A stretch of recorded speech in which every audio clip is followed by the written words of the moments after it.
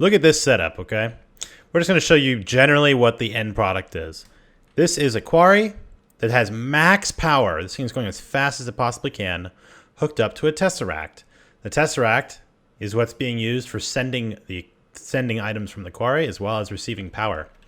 Now, this is kind of the end product of a lot of stuff you're going to need to do in order to get to this point. But as you see, look at my map. Do you see this grid over here and over here and over there? I have 1, 2, 3, 4, and we're going to do the 5th one over there. Quarry's going at the same time, and I have power to burn. So let's walk through the steps for what you'll need in order to make that happen. Obviously, you're going to have tesseracts, and in order for the tesseracts to work, you're going to need to be able to pretty much have a good supply of ender pearls, just because it takes a ton of stuff.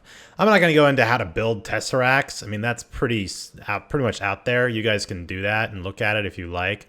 But, I mean, you're going to need a lot of this and some hardened stuff, and you basically put ender pearl into it and make tesseracts. Now, tesseracts do have their place in this game. They are basically amazing. They take in items, they send in fluids, and they convey power all in one unit. Now, I'm going to show you this one. Okay, so this is we're going to set up the initial string to get all the power going, because power is really how we have to hit first before we can even have quarries.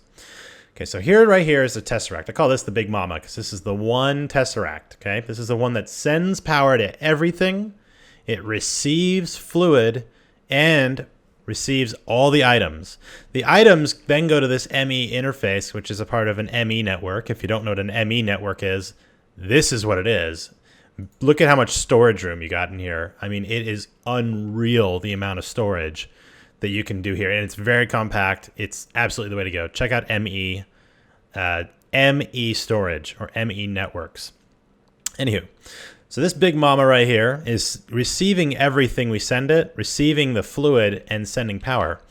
It is receiving lava from the nether. Now, important, make sure you have these chicken chunk loaders right here. See the chunk loaders?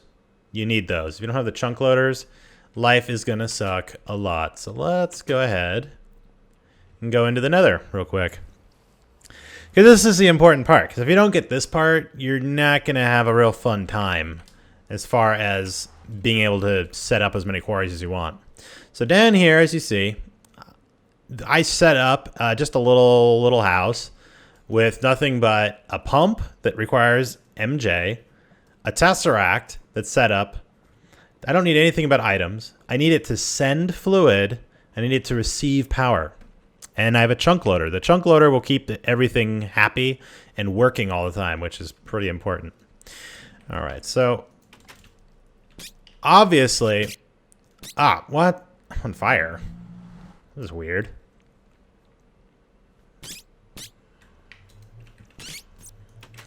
Balls. That was like, why am I on fire? Oh, I'm getting my ass handed to me. So that's why we need to have the magma. So what I'm using here, this is what you want to use, magmatic dynamos. They're not that hard. You need a lot of Invar, which is pretty easy to get. You can get it. You can just check it out. You can figure it out. This is a setup I recommend. It's basically putting fluid ducts back here for all your lava. And then here to take your redstone pipe back into the system. Because remember, the tesseract is going to be transferring all the power that we need to all of our quarries. Now, to get the system started, because obviously you're going to need to get some power going in order to get that pump going down in the nether. So in order to get that kicked off, all you got to do is just stick down like a steam dynamo, and then you're fine. And as soon as everything starts working, as soon as you see one of these light up, you're good. You can just go. And I have power for days with this setup, by the way. So you don't need to add this many, but I just recommend just add them. If you ever see anything about your quarries going down, I have 5 quarries I can do at the same time. That powers them and all the machines and everything in here. No problem. So anyway, let's go look at now the end product, because we now have all the power we ever need. We have the items receiving. So this guy is receiving every item we ever send it and putting it directly into our network. Okay, so as you see, there's lots of stuff just happening. I should see a bunch of cobble getting processed, because as the cobble is getting processed, I'm actually just kicking it out because I don't need that much. Anyway, we can go through that later. So the ultimate quarry.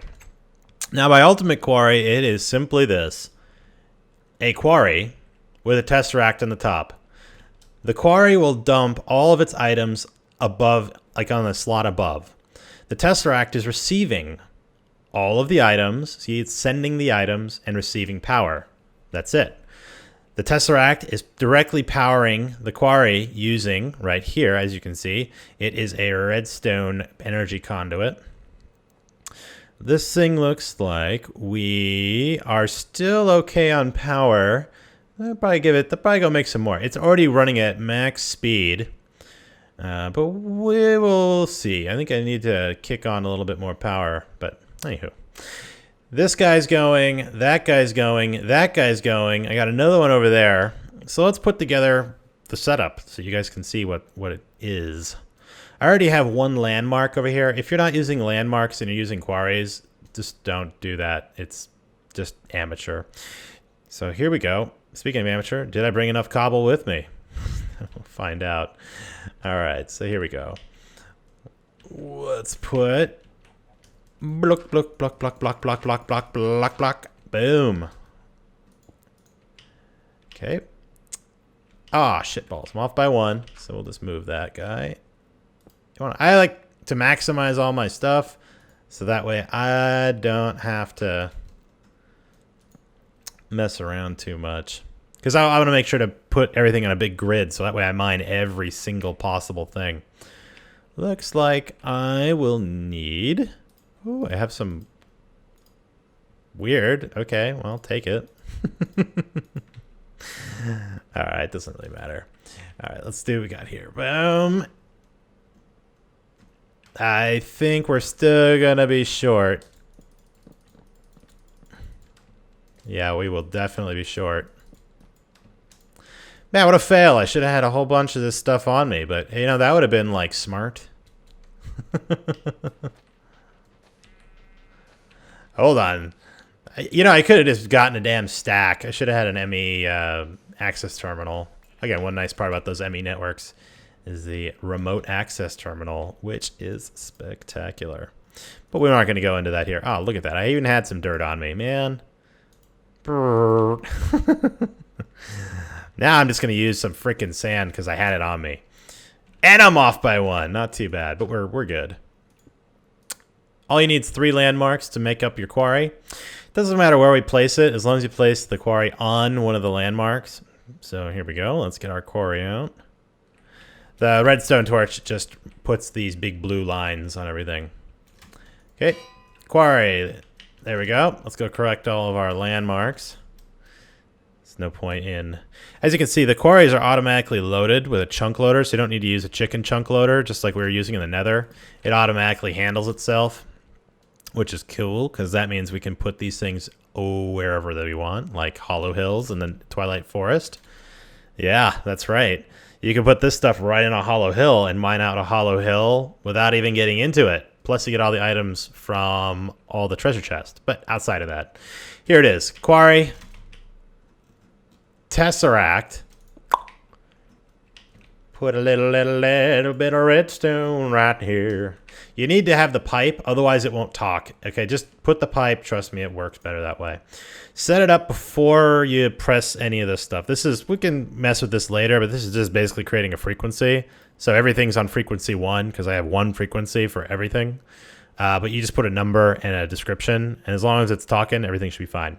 We're sending items. I don't want any fluids, just in case. And I want it to receive power. As soon as we select the guy, press the go button, look at that.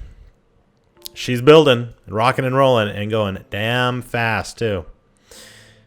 All right, looks like we are going to need to kick on. The dynamos are kicking on right over there. It means we're adding more power to the system. And we should be rocking and rolling, guys. This thing is jamming, and all 5 will be jamming at full speed very, very, very quickly.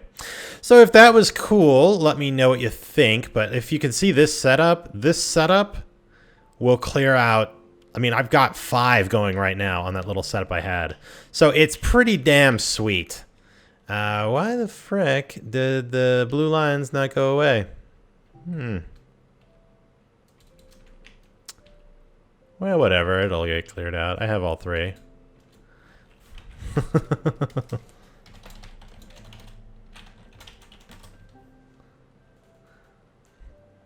So anyway.